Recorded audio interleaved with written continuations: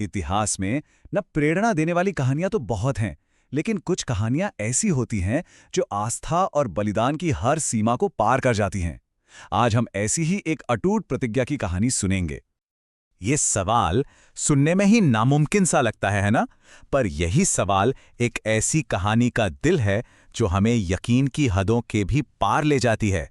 एक ऐसे संत सिपाही के संकल्प की कहानी जो अमर हो गया। तो ये कहानी शुरू होती है उस पल से जब एक विद्वान ने अपनी कलम को छोड़कर शस्त्र उठाने का फैसला किया। देखिए, साल था 1757। अहमद शाह अब्दाली भारत में लूटपाट मचा रहा था, लेकिन सिखों के छोटे छोटे जत्थे उसका डटकर मुकाबला कर रहे थे।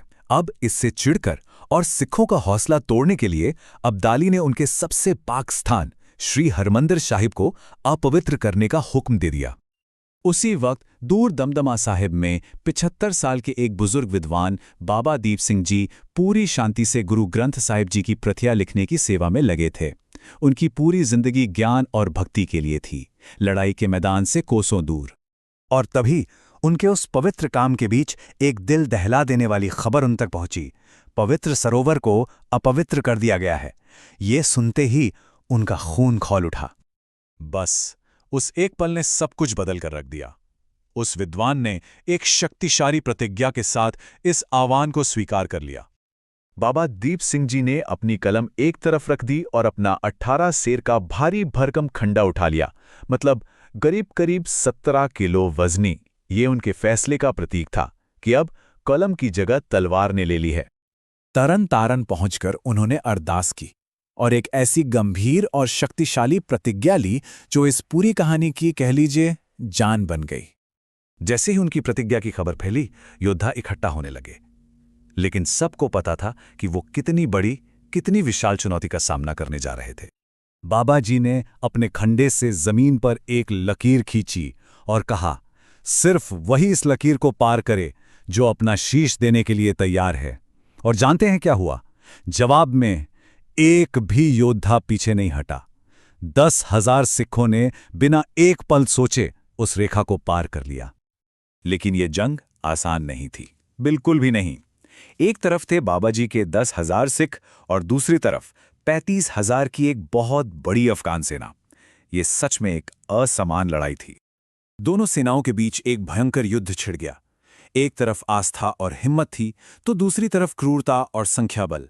और देखते ही देखते ये विशाल लड़ाई दो महायोद्धाओं के बीच एक फैसले की लड़ाई बन गई।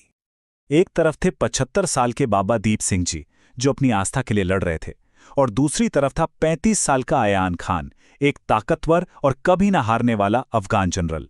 दोनों की उम्र में, तजुर्बे में और मकसद में जमीन आसमान का फर्क था।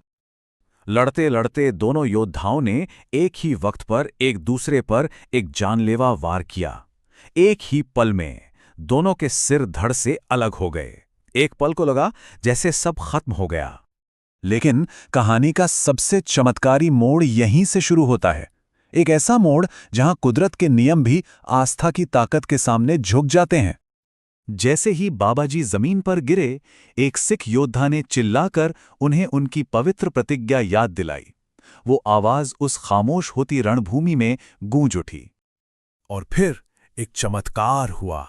बाबा जी उसी पल उठ खड़े हुए। सोचिए जरा वो मंजर क्या रहा होगा।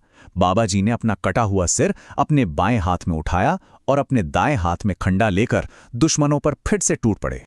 ये अलौकिक नजारा देखकर दुश्मन की सेना में खौफ फैल गया। वो चिल्लाते हुए भागने लगे, हमें जिंदा लोगों से लड़ने भेजा गया था, मुर्दों से नहीं। उनका डर ही इस घटना की दिव्यता का सबसे बड़ा सबूत था। अब ये कहानी अपने आखिरी पड़ाव पर पहुंचती है, जहां प्रतिज्ञा को उसकी मंजिल मिलती है। बाबा जी अपना सिर हाथ में लिए लड़ते हुए श्री हरमंदिर साहिब की तरफ बढ़ते रहे। उनकी अटूट इच्छा शक्ति ने उन्हें आखिरकार अपने लक्ष्य तक पहुंचा ही दिया। इस कहानी में शहादत का मतलब हार नहीं है, बिल्कुल नहीं। ये तो आस्था की सबसे बड़ी जीत है, एक ऐसी प्रतिज्ञा जिसे मौत भी नहीं तोड़ सकी। और आज भी उनकी ये विरासत जिंदा है। गुरुद्वारा श्री टाहला साहिब उस जगह की निशानी है जहां उनका सिर गिरा था, और श्री हरमंदिर साहिब की परिक्रमा में वो पवित्र स्थान है जहां उन्होंने अपनी प्रतिज्ञा पूरी की। उनका ये बलिदान आज भी लाखों लोगों को प्रेरणा देता है। वाहेगुरु जी का खालसा, वाहेगुरु जी की फतेह। कैसी लगी कहानी? मजेदार ना? ऐसी ही और रोचक और मनोरंजक कहानियां सुनने के लिए सुनो कहानियां के सब्सक्राइब बटन को अभी दबा दें। वीडियो को लाइक और शेयर करना मत भूलें, वरना कहानियों का मजा आधा रह जाएगा। अगली कहानी में फिर मिलते हैं। धन्यवाद।